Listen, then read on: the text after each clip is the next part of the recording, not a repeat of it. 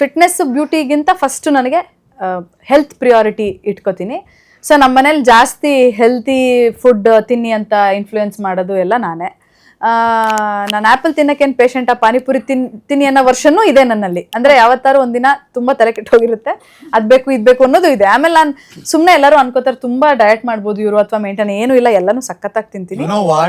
But ma'am ಎಲ್ಲಾ ತಿಂದ್ರು ಎಷ್ಟು ಕ್ಯೂಟ್ ಆಗಿದ್ದೀರಾ ಮ್ಯಾಮ್ ನೀವು. ನಾವ್ ಆ ತರ ತಿಂದ್ರೆ ನಮ್ಗೆ ಏನಾದ್ರು ಒಂದು ಪಿಂಪಲ್ ಅವ್ರ ನೋಡಿ ನಾನು ನೋಡಿ ಮ್ಯಾಮ್ ಸೀರಿಯಸ್ಲಿ ನಂಗೆ ಇನ್ನೂ ಡ್ರೀಮ್ ಅನ್ಸ್ತಾ ಇದೆ. ಅದು ಹಿಂಗಂದ್ರೆ ಗೊತ್ತಾಗುತ್ತೆ ಅನ್ಸುತ್ತೆ ಏನಂದ್ರೆ ಮದ್ವೆ ಆಗಿ ಮಗು ಆದ್ಮೇಲೆ ಹಿಂಗಿರೋಕ್ ಸಾಧ್ಯ? ಎಸ್ ಮ್ಯಾಮ್ ರಿಯಲಿ ಅದು ಮೊನ್ನೆ ಒಂದು ಇಂಟರ್ವ್ಯೂ ನೀವು ನೋಡಿದ್ರೆ ಕೃಷ್ಣನೇ ಆನ್ಸರ್ ಮಾಡ್ತಾರೆ. ಇಲ್ಲ ಏನ್ ಗೊತ್ತಾ,